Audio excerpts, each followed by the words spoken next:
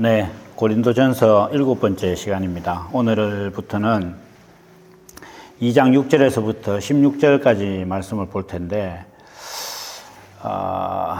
좀 길기 때문에 다 읽지는 못하고 6절에서부터 8절까지 먼저 한번 보겠습니다. 그러나 우리가 온전한 자들 중에서 지혜를 말하노니 이는 이 세상의 지혜가 아니요 또 이 세상에 없어질 관원의 지혜도 아니요 오직 비밀한 가운데 있는 하나님의 지혜를 말하는 것이니 곧 감추었던 것인데 하나님이 우리의 영광을 위하사 만세전에 미리 정하신 것이라.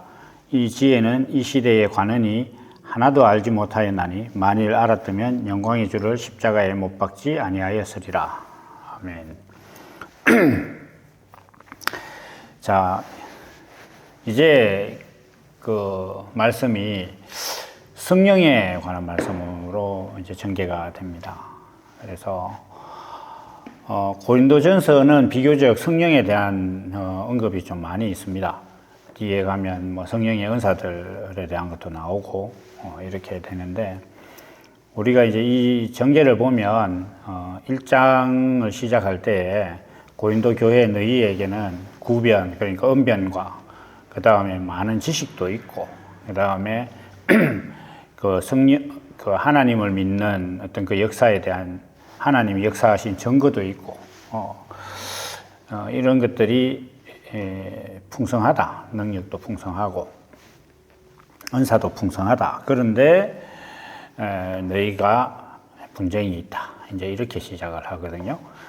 그런데 지금 이제 2장에 와서 앞에서 이제 세상의 지혜와 이런 것들을 좀 언급한 다음에 그 십자가의 도는 세상이 볼 때 굉장히 어리석은 것이다. 그렇지만은 그것이 하나님의 지혜다. 이렇게 이제 6절에서 시작하는 거예요. 그러니까 세상에서 어리석다고 하는 것이 사실은 하나님의 지혜다. 그리고 이것은 온전한 사람들만의 것이다. 이렇게 온전하다 이렇게 하면 뭐 팔다리 멀쩡하다 뭐 이런 뜻이 아니고, 하나님이 보실 때 온전하다는 것은 하나님께서 사람을 창조하셨는데 그 사람이 하나님의 목적대로 잘 살고 있다. 그러면 그게 온전한 거예요. 우리가 물건도 이제 예를 들면은 뭐 리퍼나 벤치 같은 거다. 그러면 그게 온전하다. 이렇게 할 때 현장에서 뭐 쓸만한 거 있나, 쓸 수 있는 거 하나도 이렇게 이야기하는 것은 목적대로 사용할 수 있는 것들을 하나 나에게 빌려달라, 아니면 나에게 가져다 달라, 이렇게 하는 거죠. 그렇게 하면 자기가 원하는 대로 뭔가 작업을 하는데 그 도구가 자기 목적대로 잘 작동을 하고 있다. 이렇게 할 때 이게 온전한 겁니다. 그래서 하나님께서 사람을 온전하다 이렇게 하시면은 그건 하나님께서 사람을 만든 목적대로 사람이 있는 상태를 이야기하는 거예요. 그리고 여기서 우리가 한 가지 생각을 해야 될 게 있는데, 이 세상의 지혜가 아니다 이렇게 말씀을 하고 있습니다. 그러면 세상의 지혜가 아니다 이런 표현은 그 요즘 부르는 찬송 말고 옛날 찬송의 102번인가 근데 주 예수보다 귀한 것은 없네 이렇게 얘기를 하잖아요. 그런데 세상의 지혜도 하나님의 지혜도 세상의 지혜가 아니다 이렇게 얘기하면 어떤 비교적인 것, 상대적인 어떤 차이라든지 귀함이라든지 이렇게 자꾸 사람들은 생각을 해요. 그러니까 주 예수보다 귀한 것은 없네 이렇게 얘기할 때 예수님과 세상을 비교를 하는 거죠. 비교를 해서 어떤 그 모든 것보다 귀하다. 물론 맞아요. 그 틀린 말은 아닌데, 우리가 이제 이런 부분들에 대해서 잘 생각을 해야 되는 것은 이 뭐라 그럴까요? 스포츠로 보면 체급이라고 할까? 그러니까 어떤 하나님의 지혜와 세상의 지혜를 동등한 체급으로 놓고 비교를 한다거나 어떤 비교할 수 있는 상대로서 가정을 하고 이게 하나님의 지혜가 더 낫다 이렇게 보는 게 아니라는 거예요. 제가 이제 말씀드리고 싶은 건 이게 좀 묘한데 그 예수님께서도 그런 말씀을 하셨어요. 내가 너희한테 비유로 말하는 것은 이게 세상에 없기 때문이다.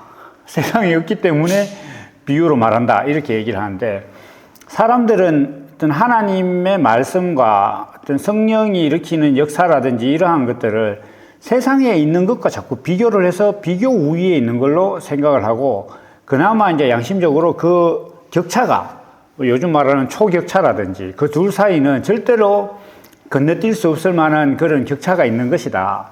이렇게 얘기를 이제 해서 좀 정리를 하려고 해요. 그러나 문제는 뭐냐 하면, 이 둘이 비교의 대상이 된다고 생각하고 출발하는 것 자체는 틀리지 않는단 말이에요. 사람들도. 그러니까 같은 링 안에 올려놓고, 그러니까 아주 뭐 초등학생하고 헤비급 선수의 차이라 하더라도 일단 링에는 같이 올려놓는 거예요. 싸움을. 그러니까 사람들은 그렇게 하나님의 말씀을 자꾸 비교를 해요. 그래서 세상의 지혜나 하나님의 지혜도 이야기를 할 때, 하나님의 지혜를 세상이 보면 어리석은 거고, 또 반대로 하나님이 보실 때는 세상의 지혜는 아무것도 아니다. 이렇게 하니까 서로 그게 같은 링에서 싸우는 서로 얕보는 것 같은 것처럼 여기지만, 여기서 결정적인 차이는 뭐냐 하면, 세상에 없던 지혜다. 이렇게 이야기하는 것은 이 지혜로부터 세상이 나온 거예요. 그러니까 세상에 없었던 거, 하나님의 지혜로부터 하나님의 말씀과 하나님의 계획과 하나님의 뜻에서부터 세상이 나온 거예요. 세상과 하나님의 의와 뜻과 말씀과 지혜는 이게 굳이 관계를 설명하면 이게 뿌리에 관한 거예요. 그러니까 집을 건축하는 걸로 보면 하나님의 말씀은 설계 혹은 그 이전에 집주인이 나는 이런 집을 가질 거야 라고 하는 그 생각이에요. 그 생각. 그 생각과 집은 연결되어 있지만 비교 대상은 아니에요. 이게. 그러니까 집이 이전에 없던 새로운 구조의 집이 나왔어.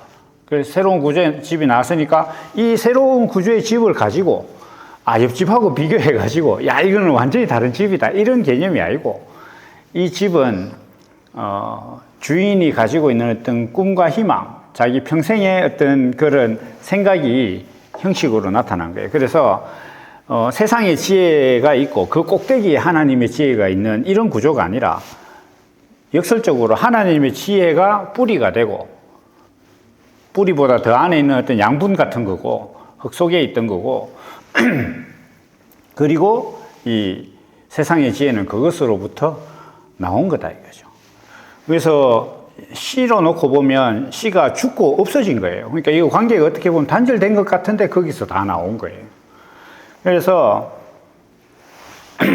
이 세상에 없다는 말 자체는 세상에 있는 어떤 기준으로 뭐 비교를 한다거나 이렇게 했을 때 새롭고 신비한 것이 아니라, 이런 게 아니라, 이 말을 세상에 없는 지혜다 이 말을 좀 쉽게 바꾸면, 다른 말로 바꾸면 하나님의 지혜로부터 세상이 나왔다 이렇게 봐야 되는 거예요.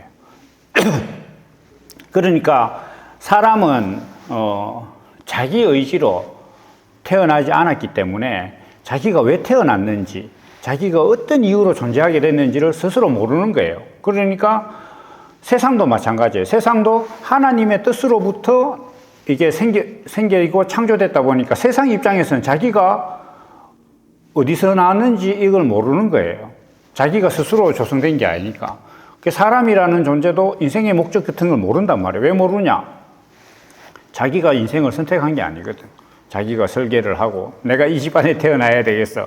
이런 걸 선택할 수 있다면 전부 다 부잣집에 태어나지 누가 가난한 집에 태어나서 인생을 고생하겠어. 그런 게 아니지 않습니까? 그런데 그런 내 입장에서 보면, 우리가 태어난 사람 입장에서 보면은 나를 조성하신 것은 내게는 없는 세계단 말이에요. 내 안에 없는 거다. 세상의 지혜, 세상에 없는 지혜다 이렇게 이야기하는 것은 세상이 존재하게 된 목적이라든지 세상에 있는 모든 가치들이 하나님으로부터 나왔기 때문에 자기 존재 이전의 일이란 말이에요. 하나님의 지혜. 자기 존재 이전부터 있었던 것이고 거기서부터 자기 자신이 발현된 것이니까 이건 자기 입장에서 보면 없는 거예요. 그래서 7절에 뭐라고 하냐면 만세전에 감춘 것이다. 이렇게. 만세전에 미리 정한 것이다. 이렇게. 그래서 이게 감춰져 있다 이렇게 이야기하니까 사람들은 자꾸 하나님이 일부러 사람들한테 뭐 감추거나 숨기는 걸로 생각을 하는데 사람 입장에서는 알 수 없기 때문에 감춰진 거예요. 그러니까 우리가 등어번하기 3년 찾는다는 말이 있는데 자기가 등에 업고 있다는 걸 망각하면 누군가가 아기를 감춘 게 되는 거예요. 내가 애가 어디 있지 모르면 감춘 게 된단 말이에요. 그래서 이것은 만세 전에 정한 지혜다 이렇게 하면 태초 이전에 하나님이 가지고 있었던 지혜다 이 말이에요. 하나님의 지혜다. 그러니까 사람이나 세상이 인지하기 전에 있었던 것이다. 그러니까 세상이나 사람이 알 수 없는 지혜다 이렇게 얘기하고 관원은 알 수 없다. 그러니까 왜 관원은 알 수 없느냐? 그럼 관원은 형성된 세상에서 또다시 조성된 어떤 그런 권한을 가진 사람이기 때문에 그건 알 수 없는 거단 말이죠. 그러니까 관원이 알았다면 예수님을 십자가에 못 박지 않았을 것이다. 이렇게 관원은 세상의 가치를 규정하는 사람인데 세상의 가치를 규정하는데 자기가 세상의 가치를 정한 게 아니고 세상에 있는 사람들끼리 모여서 부여한 가치를 입은 사람이 관원이죠. 그러나 십자가는 세상의 가치와 전혀 다른 가치다. 세상의 가치는 피라미드 위로 올라가는 것이고 십자가는 낮아지는 가치다. 그럼 문제가 있습니다. 그럼 뭐냐면 이 지혜는 어떻게 할 것이냐. 세상이 없는 건데 그럼 사람이 어떻게 할 것이냐.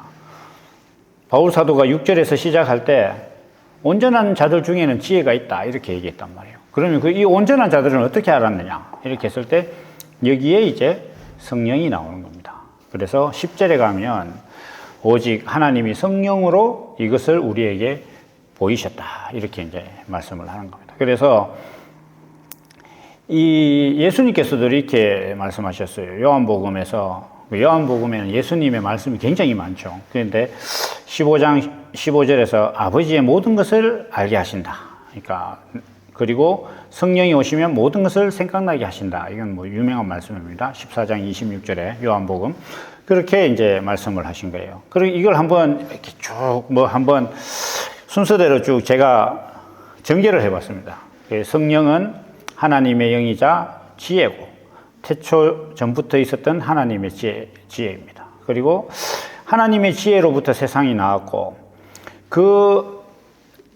그래서 하나님께서 세상을 창조하셨는데 하나님의 안식은 하나님께서 세상을 창조하실 때 그 목적이 달성됐을 때 하나님께서 안식하신 거예요. 그래서 사람의 창조, 사람을 창조하고 사람은 하나님의 성품을 표현할 형식이고 하나님의 지혜 플러스 육신은 그리스도다. 그러니까 하나님의 말씀이 육신이 된 존재가 그리스도다.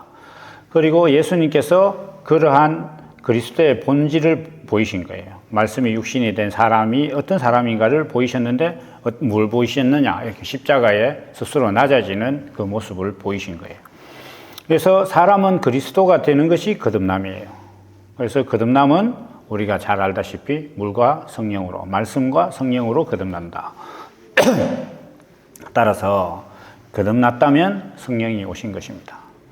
그럼 성령이 오셨다면 모든 것을 알게 될 것이고 세상의 지혜가 아닌 하나님의 지혜를 아는 사람이 되는 거죠. 거기에 온전한 것이다. 이게 이제 성경이 이렇게 전개되는 그 내용입니다. 이렇게 우리가 성령을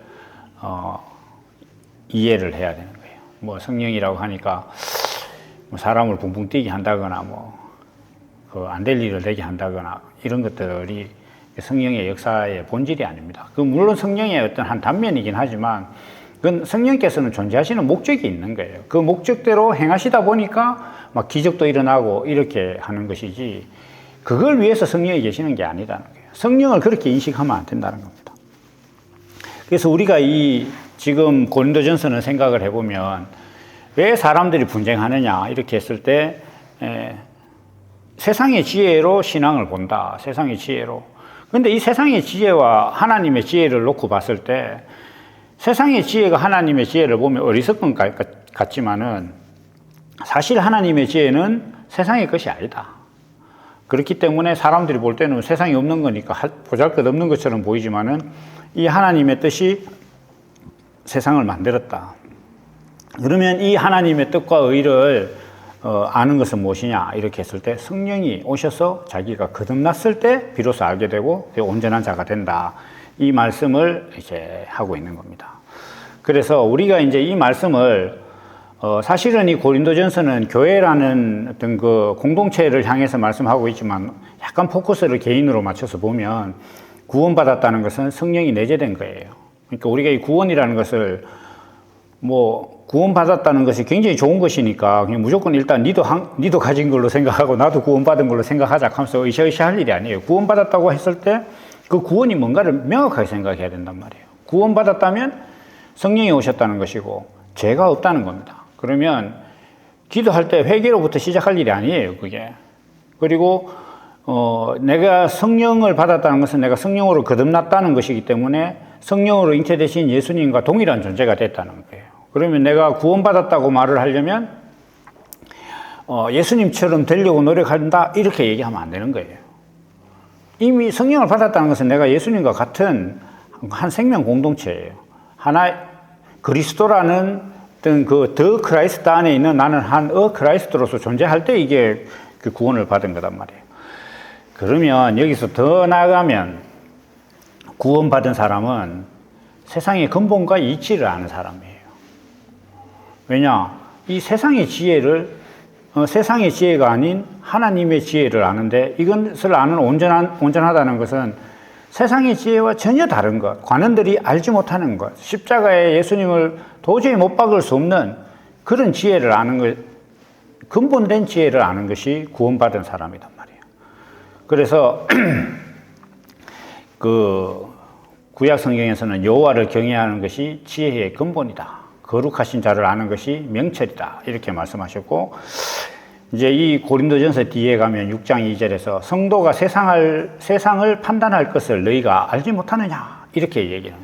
세상도 너희에게 판단을 받겠거든. 이렇게 이야기해요. 그러니까 이 세상의 모든 것들을 판단할 수 있는 사람이 되는 것이 구원받은 거예요. 구원받았다면서 하나님의 뜻이 무엇인지 기도한다. 수능틀입니다.